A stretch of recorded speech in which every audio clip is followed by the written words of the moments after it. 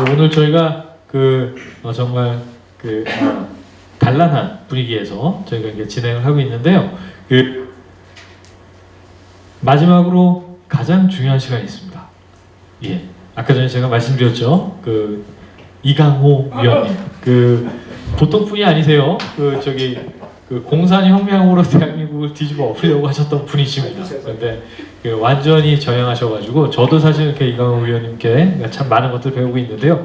유신에 대해서 오늘 종합적으로 또 오늘 발표에 대해서 종합적으로 정리하는 시간 갖도록 하겠습니다. 큰 박수로 환영해 주시면 감사하겠습니다.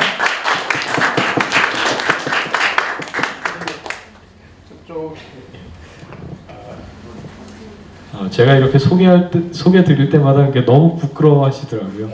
예.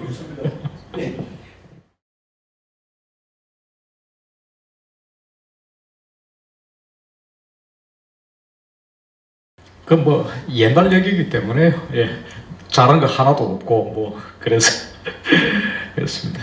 저도 나이가 이제 조금 들었습니다. 그렇기 때문에 제가 저는 예전에 집에 대중경제론 책이 몇십 권 있었습니다.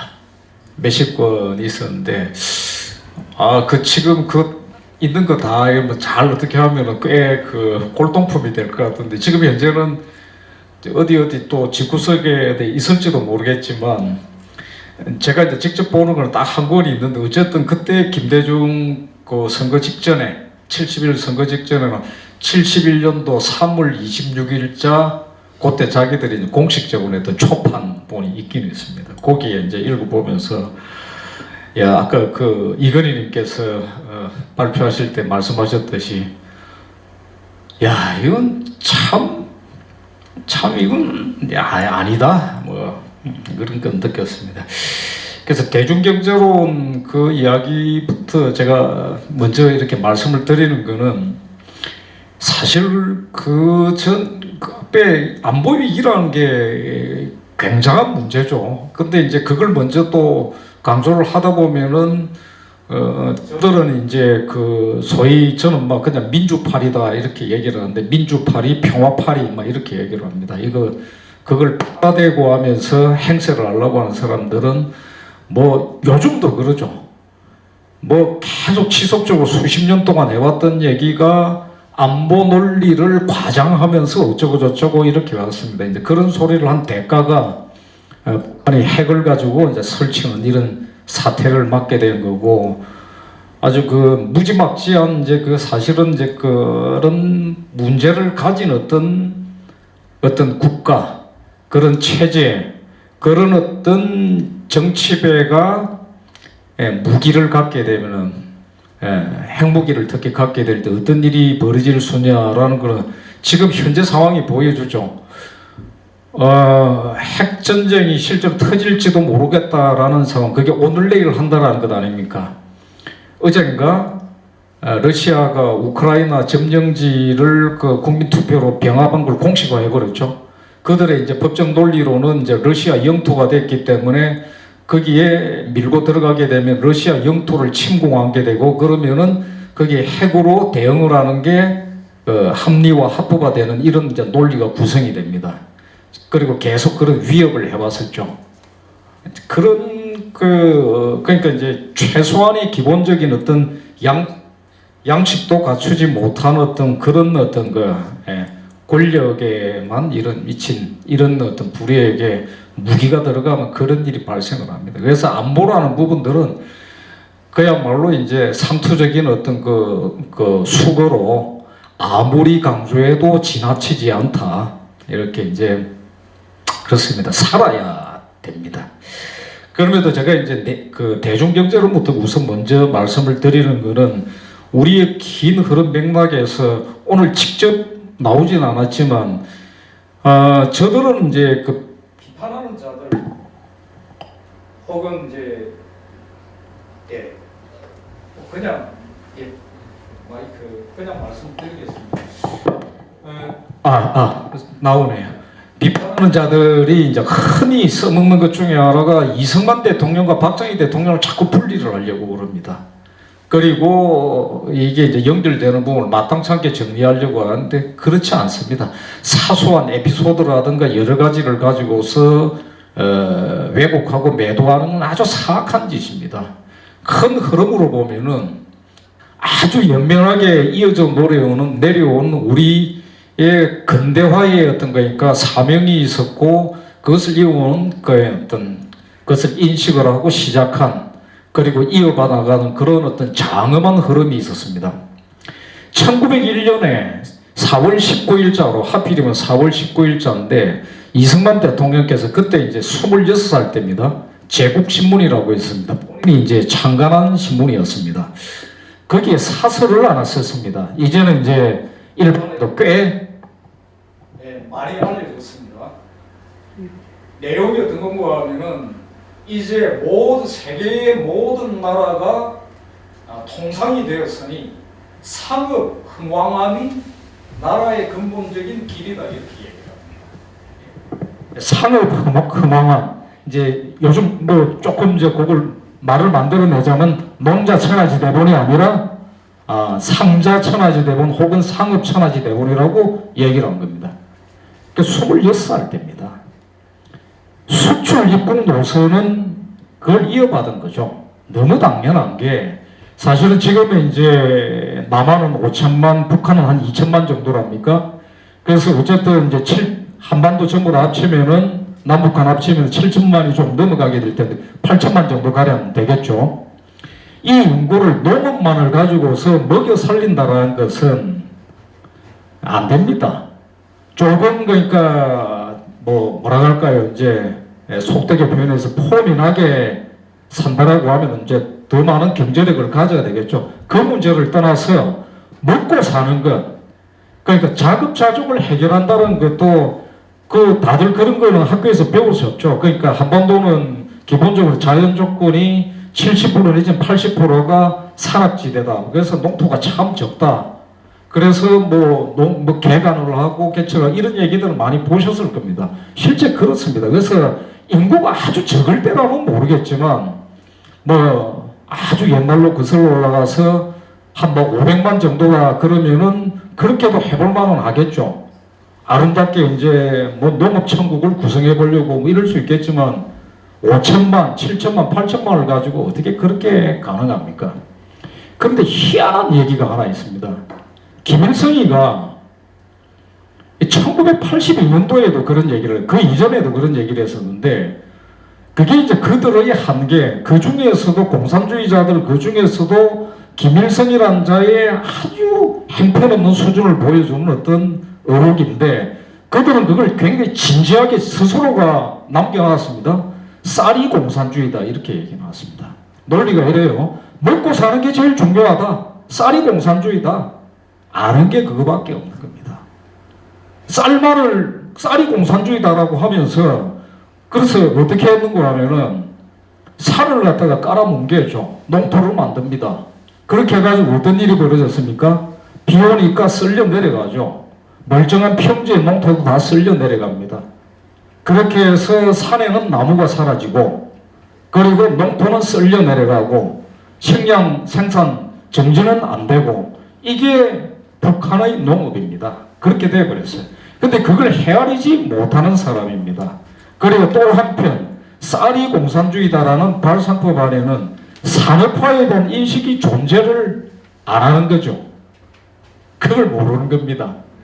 이게 26살의 청년 이승만의 상업 흥황화, 상업 나라가 그렇게 나아가야 된다는 안에는 또 내포되어 있는 게 뭐죠? 제품을 생산해서 팔아야 된다는 얘기 아닙니까? 산업화와 수출 입구, 그게 그렇게 표현되고 예고되고 있는 겁니다. 그걸 누가 이어받았죠? 박정희 대통령이 이어받은 거 아닙니까? 수출 입국 노선은 바로 그렇게 이어져 나간 겁니다. 아까 이건희님께서 이제 보여준 대중경제론 1, 2, 3 중에 세 번째에 농업에 대한 얘기가 나와 있죠. 내포적 공업화 나와 있고 농업. 그때 그 내포적 공업화의 의미는 뭔가 하면은 이런 겁니다. 필요한 최소 수준의 공업화를 내부에서만 생산해가지고 쓰자. 그리고 농업을 중시하는 그 부분들, 김일성이가 얘기한 쌀이 공산주의다 그 수준하고 사실 똑같은 겁니다. 산업화가 머릿속에 없습니다. 그래서 실제로 김대중 후보가 71년도 이제 대선 때 그 유명한 장충당 공원 연설에서 그렇게 얘기를 합니다. 분배가 가장 중요하다라고 얘기를 하면서 그렇게 얘기를 하죠. 세종 때가 성군의 시대라는 게 경부고속도로도 없고 뭐 다 울산공업단지도 없고 하지만 분배가 잘 됐기 때문에 성군의 시대다. 제가 여러 번 계속 인용을 합니다만 그 얘기에 대해서 김대중 본인도 그렇고 저들 정치표들도 그때는 뭘 좀 잘 몰랐다라고 아주 담백하게 반성하는 모습을 보여주면 얼마나 멋있겠습니까? 그러지 않습니다. 싹 덮어버리고 지나가 버려요. 이렇게 가고 있습니다. 그래서 그때 당시에 만약에 그때 그 장충당 공원 연설 엄청난 선풍을 일으켰다 그러죠. 그 굉장한 호응을 받았다고 그럽니다. 뭐 맹렬하게 목에 힘을 줘서 연설을 하고 막 그럽니다. 들어보면은 근데 정말로 그렇게 갔으면은 그가 연설에서 얘기를 했듯이 경부고속도로도 없고 공업단지도 없고 없는 그런 나라에서 무명 배옷을 입고 산천지를 걸어 다니게 됐을 겁니다. 이게 김대중 본인이 표현한 겁니다. 이렇게 발상법을 가지게 되는 겁니다. 이 사람들의 머릿속의 한계가 그겁니다. 그리고 71년도에 대중경제론이나 장충당공원 연설에서 뿐만 아니라 또 거슬러 올라가면은 대중경제론이라는 개념은 조금 명칭도 고약하게 나옵니다. 이제 김대중의 대중이라는 이름도 붙어가 있기 때문에. 근데 그건 아니고 그 이전에 대중경제라는 개념이 이미 이제 그 야당에 먼저 존재했습니다. 그거는 앞서 이건희님께서 이제 설명하셨던 발제하셨던 대로 당시 이제 제3세계 개발도상국에서 유행하던 그런 어떤 그 종속이론 유에 그게 영향을 받아서 그 형성되어가 있던 그 먼저 존재했던 개념입니다. 그래서 이제 대중경제대가 있었는데 그래서 참 더 거슬러 올라가 김대중에 앞서서 이제 박순천 여사 이분도 참 훌륭하신 분입니다. 개인적으로. 근데 너무 한계가 있는 거죠. 그런 분들은 그러니까 성품이 좋고 나쁘고를 떠나서 박정희 대통령과 그리고 근대화를 추진해 나가고 있는 이런 분들을 기업인들은 도무지 이해를 못해요. 박순천 여사가 그런 이야기를 합니다. 그래서 정말 열광적으로 주장을 해 백만 농가 창설론을 제기를 합니다. 백만 안정농가 창설을 제기를 합니다. 요즘은 출산율이 저하되면서 5인 가족 이렇게도 얘기를 못합니다만 표준적으로 대충 5인 가족을 얘기를 했습니다. 그리고 그때는 그 가구당 가족 수는 5인 이상이었겠죠. 자, 생각을 한번 해봅시다. 100만 안정농가 5인 가족 기준으로 해도 500만이 농업으로 되돌아가게 되는 겁니다. 근데 실제로는 인구가 조금 더 가구당 더 많았습니다. 그래서 그때 이제 둘만나 잘 기르자 이런 얘기가 나올 정도였고 보통 3명, 4명 이렇게 되기도 했습니다. 6인 가족이기도 하고 그랬었죠. 5인 가족이면 500만이 농업에 매달려야 되고 6인 가족이면 어떻게 되죠? 600만이 되죠. 이렇게 되어버린 겁니다. 당시 인구가 남한의 인구가 3천만 남짓이었나요? 어떻게 정확하게 수치는 기억이 안 납니다만 이렇게 가버린다. 1901년에 26살 청년 이승만에도 미치지 못하죠. 참 그런 겁니다. 이들은 박순천 여사로 이어지는 이들 야당 세력들은 이승만 대통령도 내내 이승만 대통령을 괴롭힙니다. 너무 모질게도 괴롭힙니다. 대통령제는 독재고 내각제가 민주주의래요. 그런 게 어디 있습니까? 그러면은 미국은 독재 국가겠네요? 뭐 그렇다고도 할 수 있습니다. 링컨 같은 경우가 그랬습니다. 링컨의 의혹 중에 링컨 대통령 다 아시죠? 민주주의의 성자 아닙니까? 근데 링컨 대통령이 비상대권을 발동을 해가지고 근데 그때는 그 헌법 안에도 없었습니다. 나중에 그게 미국의 헌정에서 합리화되고 이렇게 됐지만 링컨이 남북전쟁 당시 비상대권을 발동을 해가지고 영장제도를 정지시켜버려요. 영장제도를 정지시킵니다. 영장 없이 사람을 구금을 하는데 그 숫자가 최소 확인된 숫자가 최소 13,000명을 이야기를 합니다. 근데 박정희 대통령 7년 동안 긴급 조치로 체포된 사람 숫자가 1000명이 조금 넘습니다.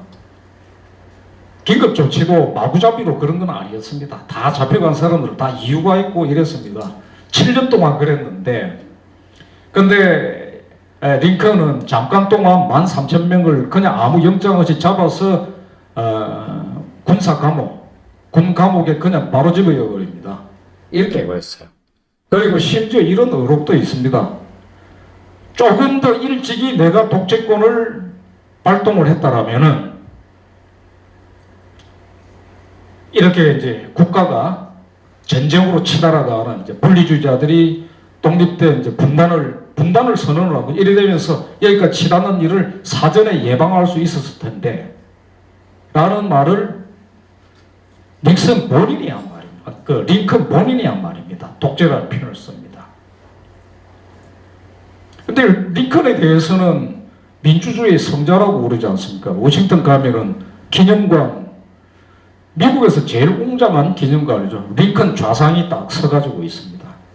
그리고 잘 안 알려진 얘기인데, 그래서 제가 안 알려진 말씀을 이제 드리는 건데, 링컨 좌상의 이제 자리에 그 기둥에 딱 되어가 있는 파스케스라는 게 있습니다. 파스케스라고 표현하는 이게 뭔가 하면은 원래 기원이 로마의 독재관이라고 있습니다. 딕타토르라고 하는데, 딕타토르 그거 알파벳 순서대로 쓰면은 그 자체가 그 딕테이터입니다. 영어로는 딕테이터로 발음하고 라틴어 발음으로는 딕타토르라고 하는 발음인데 그때부터 내려오는 겁니다. 고대 로마 공화정 때부터 내려오는 개념입니다. 그게 딕테이터의 어원입니다. 독재관. 그때는 이제 정치적 수사가 아닙니다. 기능적 의미죠. 집정관 제도인데 평상시에는 2명의 집정관이 있는데 비상시에는 한 명이 다른 한 명에게 임무를 양보하고 맡기면서 그 통치를 한 명으로 통일을 합니다. 그래서 그걸 딕타토르라고 부릅니다. 독재관 제도라고 하는 거죠. 그 개념에서 유래했습니다. 이렇게 쭉 이어져 내려오는. 근데 나중에 이제 부정적인 이제 정치적인 이제 수사로 쓰이고 이렇게 됐죠. 그래서 뭐 여러 가지 시비가 많고 이제 복잡한 게 있습니다만 링컨 본인조차도 민주주의 성자라고 얘기하는 본인조차도 그 딕타토르라는 어떤 표현을 썼을 뿐만 아니라 그 사람의 좌상의 이 자리에 의자에 딱 있는 게 그게 파스케스라는 게 있는데 이게 딕타토르를 수호하던 그 수호병, 그 뭐라고 합니까? 이제 군의병이라 그럽니까? 수호병이랍니까? 이 사람들이 들고 다니던 상징적 무기였습니다. 파스케스라고 합니다. 근데 이게 거기만 있는 게 아니고 미국의 국회의사당에도 찾아보면 이제 나옵니다. 미 구글에서 미 국회의사당 파스케스 이렇게 찾아보면 사진도 다 나옵니다. 미국의 모든 곳에는 독재관의 상징이었던 파스케스가 다 있습니다. 통치권의 상징으로. 자, 우리는 그러니까 1948년 8월 15일 건국을 하면서 이렇게 이야기를 합니다. 87년에 민주화가 되었다? 아닙니다. 대한민국은 한반도 절반은 1948년 8월 15일 날 민주화가 처음으로 된 겁니다. 그냥. 그때 민주주의로 최고의 당시 수준의 최고 수준의 세계적 수준에서 자유민주주의 국가로 자유민주주의 체제로 건국이 됐습니다. 그러면서 쭉 정말 아직 문명률도 엄청나게 높은 나라에서 그래서 그때 기호를 뭐 이렇게 붙이고 이렇게 하지 않았습니까? 이런 식으로도 50선거를 치르고 헌법을 제정하고 참 애써서 그 선각자들이 정말 애를 많이 쓰고 이렇게 훌륭한 기여를 했습니다. 훌륭하신 분들이 나라를 그렇게 세웠습니다. 민주주의로 바로 시작을 했습니다. 그런데 시작했다고 해가지고 바로 다 곧바로 그런 건 아니죠. 국력도 키워나가야 되고 정치적으로도 성장해 나가야 되는 거고 농민이 80%였습니다. 장사꾼이라고 하면 욕구로 쓰이던 시절이었습니다. 여전히 그 시절도 장돌뱅이, 장사꾼 이런 게 욕지거리로 쓰이고 여전히 그런 게 이 시대에도 남아있지 않습니까?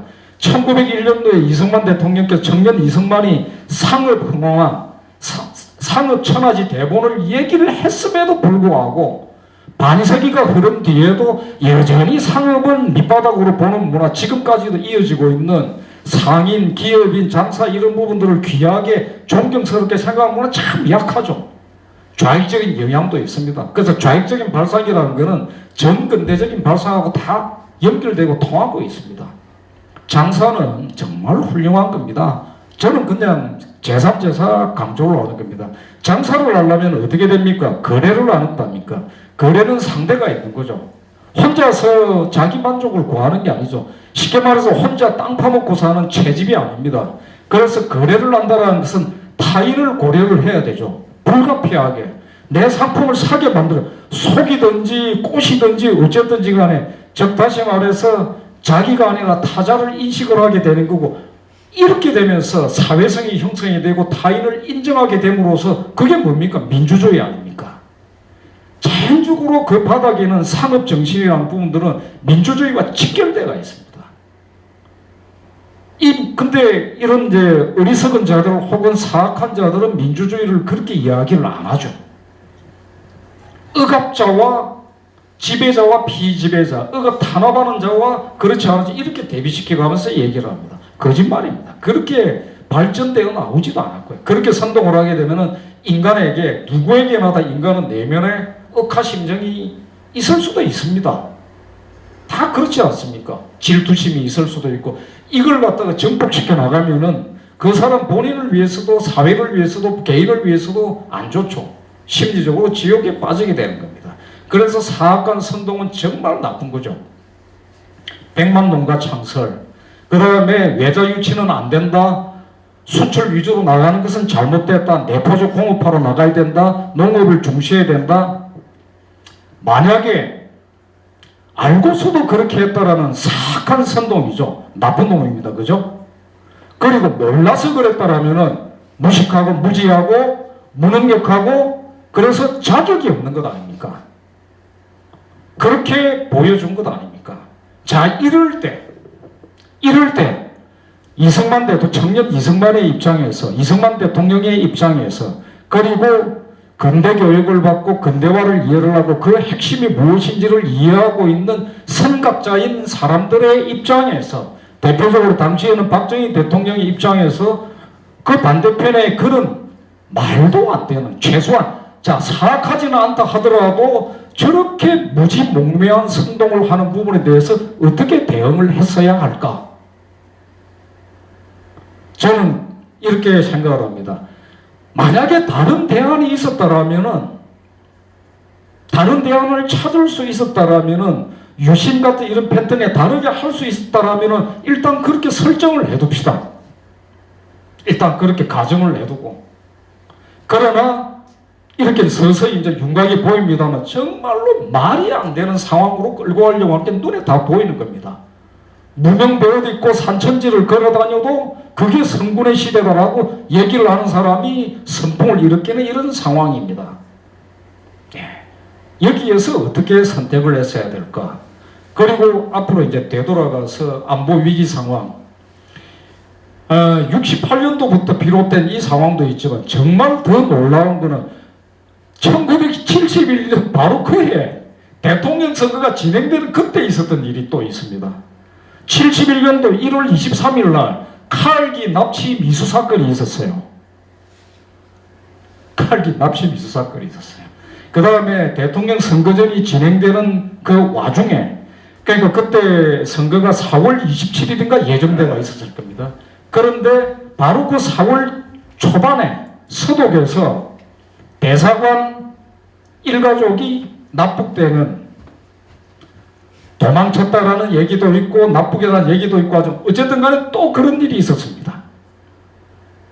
그리고 또 아까 발제하던 이래저래 얘기가 다 나오고 있습니다만, 미국은 그래도 절대로 닉슨 대통령이 닉슨 독트린에도 불구하고 미군 철수는 안 할 거다라고 약속을 해놔놓고 선거전이 진행되는 와중에 철수를 해버려요.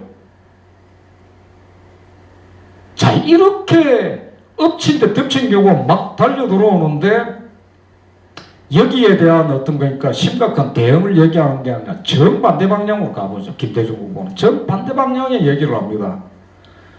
4대국 안전보장론을 얘기를 하는데, 이 얘기가 뭡니까? 이걸, 그러니까 참 희한한 겁니다. 경제는 종속이 안 된다라고 얘기를 합니다. 이 종속이를 반대하면서 뭐 외자에 얽매여서는 안 되고 뭐 경제 제국주의에 묶여서는 안 이렇게 얘기를 하면서 4대국 안전보장론이 뭡니까? 우리의 안전보장을 다른 나라한테 맡겨요? 이런 얘기잖아요. 한미동맹은 미국에 종속되는 거라면서요. 미국의 신식민지라면서요. 김일성의 표현을 빌자라면. 그런데 나무 또 강대국으로 또 불려들어서 그들에게 안전보장을 맡긴다. 이건 뭐하자는 얘기입니까? 나라를 4개로 찢겠다는 얘기인가요? 그 4대국 각각에게? 이렇게 되어버리잖아요. 이 논리적 자가당착이 있습니다. 그런데 이걸 그럴듯하게 평화파리로 외쳐버리게 되면 안 보이게 되는 겁니다. 더군다나 중공은 어떻게 했습니까? 중공은 우리를 침략한 나라입니다. 우리를 마지막으로 침략한 외국 군대가 중공군이라는 걸 잊어버리시면 안 되잖아요. 6.25 때 그게 뭡니까? 우리를 침공을 한 겁니다. 중공군이 개입 안 했으면 통일되고 끝났어요. 끝난 것 아닙니까? 안동은 두만강 가지고 올라갔잖아요. 그걸로 수도표 끝난 겁니다. 통일을 갖다가 가로막은, 그리고 어떻게 가로막았느냐? 중공군이 침략을 해서 뒤집어 엎은 것 아닙니까? 이런 적입니다. 그 다음에 소련이 6.25를 사주한 것 아닙니까? 전 세계 적화를 위해서 쭉 하는데 이들이 어쨌든 6.25를 끝으로 해가지고 적어도 남한에는 발을 디딜 수 없게 선을 긋지 않았습니까? 그런데 영향권을 발휘할 수 있도록 들어올 수 있도록 우리가 스스로 문을 열어주자는 얘기가 되어버립니다. 굉장히 기괴한 논리가 되어버리지 않습니까? 그리고 이 얘기는 또 다르게 얘기를 하자면 또 그렇죠. 거기에 덧붙여서 당시 김대중 후보가 예비군 없애자라는 얘기까지 했죠. 종합적으로 얘기하자면은 무장해제론이죠. 사실은 그렇게 되는 것 아닙니까? 평화를 이제 이야기를 하면서 박정희 대통령은 자주국방, 국방력 강화를 얘기를 하고 있는 그 반대편에서 원래 국방을 강조를 하고 안보를 강조하게 되면은 거기에 대해서 절실하게 생각하는 사람들도 피로감을 갖게 될 수는 있습니다. 그 이제 예비군 훈련 막 이렇게 나가다 보면은 뭐 그렇지 않습니까? 또 그러냐, 또 뭐 훈련 나가야 돼 이럴 수도 있을 겁니다. 그래서 평화 그러면은 그럴듯하게 다가올 수도 있겠지만, 그러나 무장 예제를 내버리면은 지금 이제 역사가 보여주지 않습니까? 닉슨 독트린에 대해서 또 알려지지 않은 어떤 에피소드 하나를 말씀을 꼭 드리겠습니다. 키신저는 최종적으로 그때를 어떻게 평가하게 될지는 잘은 모르겠습니다. 지금도 이제 별로 제가 관심을 갖고 들여다보진 않습니다만, 닉슨 대통령은 사실상 닉슨 독트린에 대한 자기 평가를 마쳤습니다. 돌아가시기 죽기 얼마 전에 1994년도에 그런 말을 남겼습니다. 프랑켄슈타인을 만들어낸 것인지도 모르겠다. 후회를 중공에 대한 얘기입니다. 미중 수교가 그때는 잘한다고 했는데 잘못된 것 같다라는 얘기를 본인이 해버립니다. 그렇죠? 뭐 프랑켄슈타인이라는 표현이 조금 맞기는 맞습니다. 전체주의 체제는 그대로이면서 일정하게 시장경제적인 것을 도입을 해가지고, 그리고 참 희한하게도 당시에 모두가 다 이제 종속이론 내세우고 하면서 외자 반대 뭐 이런 식이었지만 중공은 정반대로 갔죠. 등소평의 개방 노선 어떤 거였습니까? 그야말로 마구잡이 수준에서 시장을 개방한과 동시에 마구잡이 수준에서 외자를 마구마구 유치해가지고 했죠. 정반대입니다. 정반대로 했죠. 참 희한하다. 아이러니죠. 그래서 그걸 종합적으로 프랑켄슈타인 해도 될지도 모르겠습니다. 좋은 의미에서든 나쁜 의미에서든. 근데 오늘날 중공이 보이는 국제정치적 행태, 특히 우리에 대해서는 그냥 옛날에 그 수준으로 가만히 멈춰가 있었으면 좋았겠다라는 생각이 안 들 수가 없는 거죠. 물론 경제가 발전하면서 북한에, 중공에 살아가는 수많은 사람들이 삶이 더 나아진 것은 좋은 일이라고 할 수 있겠습니다만, 그러나 그들이 거기에 도취해가지고 굉장히 방자하고 위험한 태도를 취하는 것은 그들 자신을 위해서도, 중국 사람 자신을 위해서도, 세계를 위해서도 좋지 못한 상태가 됐죠. 위험한 짓들이 지금 눈앞에 어른거립니다. 북한의 배후에서 핵무장에 사실상 배후 역할을 했었고 대만을 갖다가 집어삼키려고 호시탐탐 노리고 있고 계속 이런 사태가 있습니다. 이런 분위기가 있으니까 지금 그 푸틴 같은 이런 자가 핵을 쓸 수 있다고 노골적으로 이렇게 협박까지 이런 사태까지 와버린 겁니다. 그래서 그때 대탄트 뭐 위기를 넘기는 어떤 평화 뭐 이런 얘기를 하고 하지만 저는 참 듣기 좋은 유의 그럴듯한 이제 나이브한 어떤 그 평가에 지나지 않는 그런 거라고 생각이 됩니다. 지금 현재의 결과가 지금 현재 당대의 상황 결과가 당시의 미중 소교가 오늘날의 기준으로 비추어 보면은 전혀 평화를 만들어주지 않았다라는 중공이 야심을 키우는 이 그들의 야심을 펼치기 위한 힘을 대주는 기간을 주었다라는 것밖에 안 되지 않냐라고 해도 그렇지 않습니까? 그렇게 되어버리지 않았습니까? 이런 거였습니다.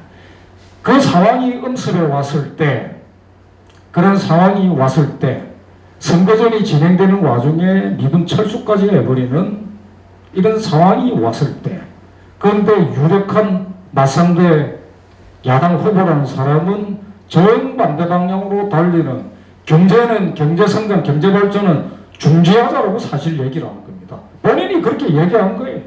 무면배옷을 입고 산천지를 그냥 발로 걸어다녀도 행복하다. 분배만 잘 되면.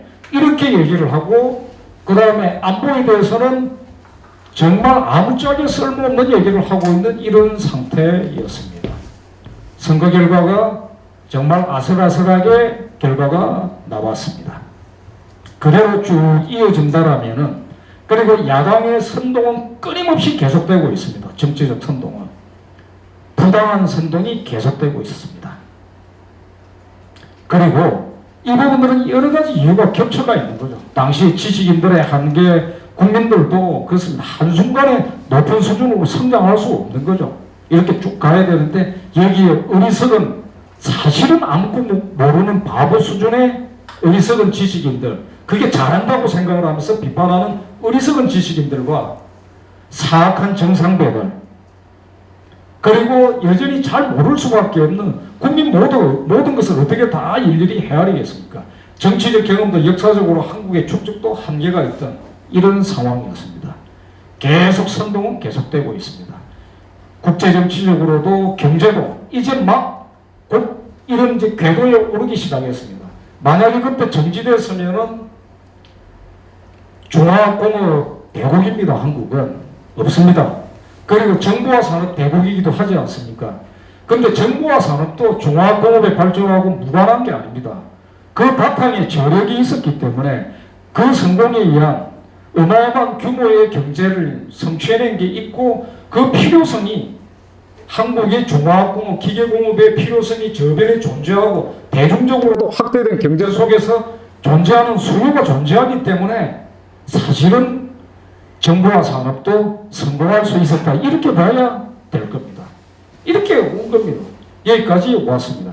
그런데 여전히 남아있는 게 독재, 민주주의 이렇게 이야기를 하는 겁니다. 제가 아까 독재라는 개념에 대해서 링컨 경우도 조금 얘기를 했지만 실제로 링컨을 그렇게 비난하는 사람도 있습니다. 정치학자 중에서 미국에 이제. 근데 어떻든 보편적으로는 링컨을 독재자라고 욕하지는 않아죠. 미국에서 공식적으로 그렇지 않습니다. 민주주의의 성자입니다. 국민의 의학 뭐 이런 게티스버그 연설, 유명한 연설 아시죠? 그걸로 딱 상징되는. 그러나 그런 연설을 하기 전에 영장제도를 정지시켜버린 사람입니다. 인신보호 영장제도를 링컨은 정지시켜버리고 이렇게 했어요. 비상한 시기에 비상한 결단력으로 비상한 지도력을 발휘를 했습니다. 근데 링컨은 욕을 안 하면서 박정희 대통령만 독재자라고 욕을 해요. 그래서 저는 이제 이렇게 정리를 합니다. 독재라고 얘기를 하든가 말든가 상관없다. 저는 우선 그 개념 자체가 쓸모가 없다라고 생각합니다. 민주 독재라는 이제 프레임 자체가 굉장히 좀 허무한 데가 많습니다. 왜냐하면 독재라는 용어로 단죄하기가 정말 부족한 그 독재라는 용어가 너무 부족한 정말 폭정 압제자들이 있죠.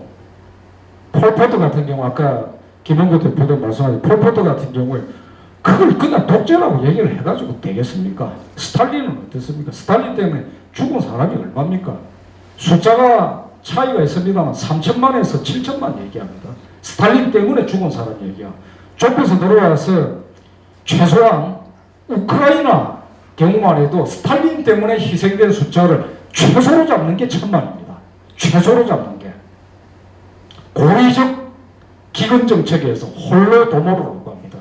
기근에 의한 학살이었다라고. 그래서 우크라이나가 결정적으로 러시아로부터 완전히 심리적으로 떨어져 나와버린 그 역사를 아픔을 가지고 있는 겁니다. 스탈린 때였습니다. 그런 일을 자행을 했습니다. 고의적으로 그랬어요. 그 다음에 모택동은 또 어떤 짓을 했습니까? 정말 어마무시한 토탈에서 크게 과장되기는 모택동 때문에 희생된 총 숫자는 1억에 달한다 이런 얘기까지도 있을 정도입니다. 대약진 운동으로 희생된 기근으로 죽은 사람 약 3천만이 기근으로 희생됐다고 얘기를 합니다. 그 다음에 문혁 때 희생된 사람 숫자는 헤아릴 수가 없답니다. 잘 헤아리지 않는답니다. 이래저래. 그래서 가장 과장된 표현은 1억을 이야기하기까지도 합니다. 그 다음 히틀러는 어떻습니까? 히틀러는 본인도 뭐 그런 용어를 좋아하지도 않았습니다만 만약 히틀러를 그냥 독재 이러면서 수평에 놓고 쭉 다 비교를 히틀러하고 링컨하고 똑같은 독재자입니까? 안 어울리죠. 히틀러 같은 경우에는 자국에 대한 피해를 떠나가지고 유대인을 600만을 학살을 했잖아요. 이런 거는 독재라는 표현 가지고서는 헤아려지지가 않죠. 그래서 저는 그런 표현은 습관적일 뿐이고 유용성이 전혀 없다고 생각을 합니다. 그리고 뒤집어서 또 민주, 독재 이런 부분들 자체가, 그래서 오늘 민주주의에 대해서 말씀은 안 드리지만 민주주의라는 것도 사실은 어떤 때는 미국 같은 경우가 특히 그렇지 않습니다. 링컨은 미국에서 공식적으로 민주주의의 수호자입니다. 미국의 민주공화정을 지켜내고 수호한 사람으로 딱 거의 수호 성인의 자리에 있는 거죠. 민주주의 수호자입니다. 어떻게 지켜냈느냐? 네, 독재로 지켜낸 거죠. 비상대권으로 지켜낸 겁니다. 우리는 어떻는가?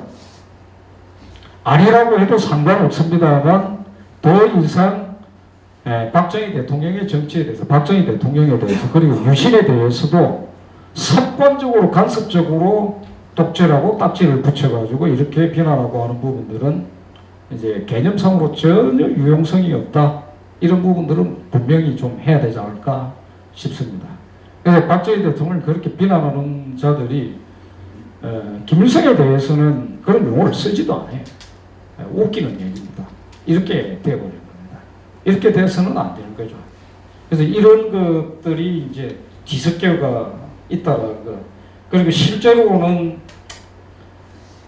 정작 그 당사자였던 닉슨 독트린, 그 시대 가장 중요한 어떤 문제였지만 닉슨조차도 사실은 이게 뭔가 잘못된 선택이었던 것 같다라는 후회를 했었다는 것. 그걸 헤아리고 보면은 당시에 그 상황에서 박정희 대통령의 선택, 유신에 대해서 이제 그러니까 그게 완벽하게 완전하게 뭐 찬양하듯이 동의를 하지는 않는다 하더라도 그 마구잡이로 욕하듯이 비난하는 부분들은 이제 뭐 찬양할 이유는 없지만 적어도 교과서 서술에서는 객관적으로는 써져야 되지 않겠습니까? 그렇게 돼야 된다 이렇게 생각을 합니다. 그래서 참고로 그것도 관심을 한번 가져주시죠. 그러니까 닉슨 독트린 직전에, 닉슨 독트린 한 해 전에 사실은 그러니까 제가 글로도 조금 썼습니다만 아파토라고 해가지고 그 아시아 태평양 조약 기구라 해가지고 당시에 요즘식으로 얘기하면 아시아판 나토입니다. 그 구상을 박정희 대통령이 제기를 했습니다. 왜냐하면은 닉슨 그 독트린이 있을 것 같다라는 걸 예감을 했거든요. 닉슨이 1967년에 팔인 어페어라는 지금도 그 유명한 그 외교 잡지에 닉슨이 기고문을 썼습니다. 그 얘기를 하고 있어요. 그러니까 자기 국방은 자기가 알아서 해야 된다는 식의 얘기를 좀 하고 있습니다. 그게 나옵니다. 그다음 중국 얘기도 나오고 중국 이제 관계를 풀어나가야 되는 것을 예고하는 얘기들이 막 나옵니다. 그래서 그게 당연히 보고가 됐고 거기에 대해서 대비를 합니다. 그래서 박정희 대통령의 지시로 그러니까 아파트 구상, 아시아판 나토 구상을 제기를 하고 이걸 추진해 나가는 것 이렇게 해 나갑니다. 그러니까 정말 애를 많이 쓰셨어요. 안 됐죠. 무엇보다도 미국이 그 닉슨 정부가 출범하고 나서 안 받아들였습니다. 그렇게 되면서 실현시킬 수가 없었죠. 근데 그렇게 됐더라면 하는 아쉬움이 그죠. 닉슨은 미중 수교에 눈길이 가가 있어가지고 그 미중 수교를 성사시켜 나가는데 도움이 안 될 거라고 생각을 했습니다. 그래서 아파트 구상은 당연히 방공기구죠. 그 대응 상대에 대한 게 대만도 들어오는 거고 중간이 대상이 되고 이렇게 때가 있었던 겁니다. 안 되는 거죠. 이 구상이 충돌되면서 안 됐습니다. 그러니까 닉슨 독트린을 때리고 미군도 뺄 생각이었으면은 그런 걸 현실화시켰어야죠. 그러자고 했어요. 그러면서 한국 측에서 사실은 박정희 대통령이 제기를 한 겁니다. 어떤 제기였는가 하면은 이런 그 미군이 지상군 개입을 안 하려고 하는 건 충분히 이해가 된다. 그러나 그 부분은 우리가 담당을 하겠다. 각국이 그리고 아파트가 담당을 하겠다. 자주국방을 해야 되니까. 그러나 공군력과 해군력 이런 걸 지원 제공하는 것은 계속 가자. 지상군이 베트남처럼 그럴 필요가 없다는 건 충분히 이해합니다. 이렇게까지 했는데 안 됐어요. 이렇게 쭉 진행됐던 겁니다. 67년, 68년, 69년 계속 이렇게 진행됐어요. 수년 동안 그 사태가 진행됐습니다. 이런 에피소드가 있었다는 것. 근데 거기에 대해서 야당은 아무 관심이 없었다는 것. 이렇게 말씀드리고 괜히 제가 장관설로 이렇게 가면 너무 비슷하게 됐네요. 이렇게 좀 참고로 조금 덧붙였다고 생각합니다. 예.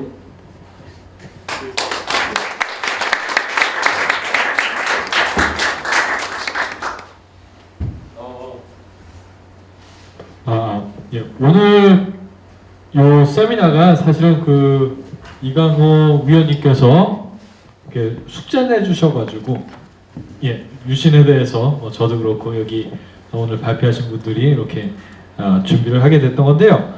중요한 말씀 몇 가지만 제가 또 드리겠습니다.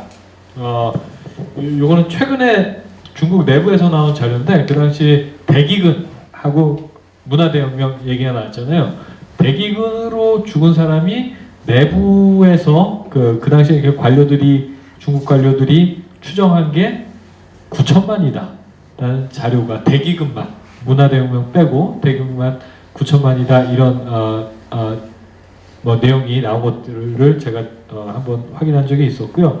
그리고 오늘 발표에서 살짝 언급이 되긴 했는데 킬링필드 알고는 계시죠? 킬링필드. 근데 킬링필드가 어떻게 시작됐는지는 또 이게 잘 모르시는 분들이 많이 계신데 닉슨 독트린 딱 하면서 결국에 그 베트남전에서 미군을 빼잖아요. 미국이. 근데 바로 옆에 있는 캄보디아에서 론롤 정권이라고 친미 정권이 있었습니다. 미국이 빠지니까 여기가 힘을 잃고 론롤이라는 사람은 또 이렇게 미국으로 망명합니다. 그러면서 이제 캄보디아 크메르루즈가 프놈펜을 점령을 합니다. 점령을 하니까 그 당시 사람들 대부분 다 좋아했어요. 프놈펜에 있던 사람들 다 좋아했습니다. 그런데 점령하고 난 날 오후에 프놈펜을 다 비워라 소개령을 내립니다. 그러면서 시골로 우리는 다 간다. 근데 처음에는 잠깐 갔다 온 줄 알았어요. 근데 그러면서 농업에 기반한 사회주의 유토피아 만들겠다고 하면서 도시를 다 비워버리고 사람들 농촌으로 다 강제 이주시킨 다음에 거기서 이제 인구의 4분의 1을 죽이는 참상이 발생한 겁니다. 그러니까 이게 닉슨 독트린의 결과인 거예요. 킬링필드가. 사람들이 킬링필드는 알고 계신데 닉슨 독트린하고 연결은 잘 못 시키셔서 제가 말씀드렸고 그 당시에 당대 국민들 특히나 이게 그 지식인들 층에서는 유신에 대한 비판이나 반대가 이게 상당히 강했지만 간단하게 언급해 주셨지만 일반인들 생활하는 데는 사실 큰 지장이 없었습니다. 그리고 75년도에 아주 큰 사건이 발생합니다. 월남의 폐망. 베트남이 망하면서 당대 국민들은 유신에 대한 평가를 그 당시에 이미 내리게 됩니다. 그래서 75년 이후에는 박정희 대통령 반유신 운동이 힘을 잃었다는 평가들이 많이 있었는데요. 그런데 그 안타까운 사실은 교과서, 구정교과서 어디에도 월남 패망을 다루고 있는 교과서가 없습니다. 하나도 없습니다. 하나도 없습니다. 제가 눈을 씻고 찾아봤는데 하나도 없습니다. 이게 지금 현실입니다. 이런 현실을 우리가 직시하고 오늘 유신에 대해서 저희가 종합적으로 살펴보는 계기가 됐는데요. 우선 세 가지. 북한이 심각하게 도발할 때였고 닉슨 독트린으로 대한민국 존립 자체가 위태로운 때였고 또 대중경제론을 주창한 김대중 후보 만약에 당선됐다면은 대한민국의 철강 산업 그리고 기계 산업 그리고 기계 중화학공업 존재할 수 없었다는 것 다시 한번 확인하는 시간이 아니었던가 싶은데요. 오늘 저희가 그 모임 공지가 좀 이렇게 홍보가 좀 많이 안 돼가지고 또 그 반작용으로 오히려 그 단란한 분위기에서 이렇게 진행을 할 수 있게 됐는데 세빈님, 채연님, 예 어떠셨어요? 마이크 좀 나눠주시죠. 유신에 대해서 이게 따로 공부해 보신 적이 있으신가요? 네, 저도 이제 뭐 유신에 대해서 뭐 들어만 보았지 이렇게 특별히 이렇게 생각해 본 적이 없었는데 이렇게 어떤 역사적 맥락이 있었구나라는 걸 생각해 보는 시간이었고요. 그리고 우리가 배우고 봤던 것들이 어찌 보면 그게 다 전부 사실이 아닐 수도 있겠고 그리고 우리가 잘못 배운 것도 많겠구나라는 생각을 저는 예전부터 하고 살았는데 그런 부분의 일환이지 않았나라고 저는 생각해서 매우 유익했던 시간이었습니다. 네, 감사합니다. 오늘 와주셔서 감사해요. 예, 박수 한번 부탁드릴게요. 채연님도 소감 부탁드리겠습니다. 원래 트러스 프롬 계속 오고 싶었는데 시간이 없어가지고 아유, 감사합니다. 예. 오늘 처음 왔는데 박정희 대통령에 대해서는 많이 생각을 해봤는데 유신에 대해서는 생각을 깊게 해본 적이 없어요. 근데 오늘 이렇게 와가지고 또 유신에 대해서 생각해볼 수 있어서 되게 좋았습니다. 감사합니다. 아유, 감사합니다. 저도요 뭐 사실 요즘에 이렇게 흐름이 이런 게 있는 것 같습니다. 이승만 대통령에 대해서 이제 뭐 사람들이 특히나 교계를 중심으로 해서 이게 좀 다시 생각해봐야 된다 이러면서 이승만 대통령에 대해서 공부하시는 분들이 많아졌는데 박정희 대통령은 그 경제 발전을 어쨌거나 박정희 대통령이 했다라는 것에 대한 인식은 사람들이 좀 있는 것 같아요. 근데 독재했다라는 걸로 그냥 퉁치고 그냥 다 넘어가면서 자세한 내용을 잘 모릅니다. 그런데 그 세세한 내용들을 확인해 보면은 여기도 이게 정말로 이렇게 기적 같은 놀라운 일들이 참 많이 있는데 저도 그 이강호 위원님께서 숙제를 내주셔가지고 그 글을 쓰게 하셔가지고 저 유신에 대해서 뭐 한 A4 한 30장 정도 이렇게 하면서 이렇게 교과서도 분석하고 숙제를 하면서 사실 저도 좀 구체적으로 확인하게 됐는데요. 이런 내용들을 저희가 확인하고 또 알리는 사명이 먼저 안자로 이렇게 좀 주어진 게 아닌가 이런 생각이 들었습니다. 진우님 어떠셨어요? 유신에 대해서 좀 자세하게 볼 수 있는 계기는 오늘이 처음이셨나요? 아니면 관심이 있으셨나요 원래?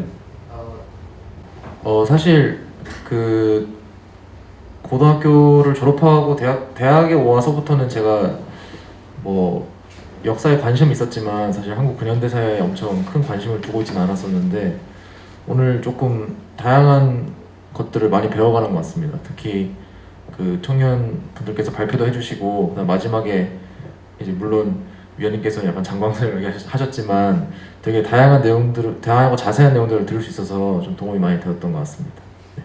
네, 그 진우님은 그 서울대 인류학과신데 그 저기 투르스 포럼을 연구 차원에서 지금 그 저기 함께 그 참여해서 이렇게 보고 계세요. 그 뒤통수 빵 치는 이렇게 연구가 나올지 어떨지는 모르겠지만 어쨌거나 이런 내용들을 함께 나눌 수 있는 것 자체가 참 이렇게 귀한 자리인 것 같고, 그러니까 진우님도 그동안 이렇게 생각해 보지 못했던 그런 관점들을 좀 이렇게 다양하게 접하시면서 생각들을 이렇게 정리해 보시면 참 좋을 것 같아요. 그리고 그 세빈님하고 채원님은 가시기 전에 이렇게 연락처 좀 감사합니다. 예. 그리고 뒤에 선생님 좀 늦게 오셨는데 오늘 어떠셨나요? 예, 안녕하세요. 오늘 저도 유시에 대해서 깊게 생각하지 않은 게 많이 있었는데 좋은 말씀 많이 들었습니다. 아유, 감사합니다. 오늘 그 행사는 어떻게 알게 되셨나요? 저는 예전에 5년 전에 박정희 아카데미라는 프로그램 통해 가지고 예. 그 일기에서 그 프로그램을 있었고요. 예. 그 박정희 기념일단에서 이런 프로그램이 있다고 연락이 와가지고 기쁜 마음으로 다시 왔습니다. 예. 오늘 함께 해주셔서 감사합니다. 감사합니다. 저희가 이제 오늘이 10월 1일이에요. 10월 1일인데 10월 달에 뭐 여러 가지 일들이 많습니다. 오늘 특별히 또 국군의 날이고, 그 국군의 날은 이렇게 서울 수복한 다음에 우리 국군이 이렇게 북한 해방하기 위해서 이제 북진한 날이잖아요. 그래서 이제 서울대에서 지금 포스터도 붙이고 했는데 그뿐 아니라 10월 유신, 사실 지금 대한민국이 있게 한 아주 기념비적인 일. 하지만 구체적인 내용을 잘 모르고 사람들이 비난하는 그런 역사적 사건이 있었던 10월인데 오늘 비록 사람들이 많지는 않지만 여기는 한 분 한 분이 오늘 모임이 그동안 했던 모임 중에 그 평균 연령은 가장 낮은 것 같아요. 그렇죠? 네, 가장 젊은 모임이었던 것 같은데 그 젊은이들, 특히나 먼저 한 젊은 사람들의 이렇게 사명이 아닌가 싶습니다. 이런 것들 또 주변에 전하고 또 이렇게 바로잡는 그런 사명을 다시 한번 다지는 시간이었던 것 같은데요. 귀한 시간 이렇게 진행할 수 있도록 마련해 주신 박정희 학술업, 그리고 또 박정희 기념재단, 그리고 또 이강호 위원님께 감사드리고, 마지막으로 저희가 오늘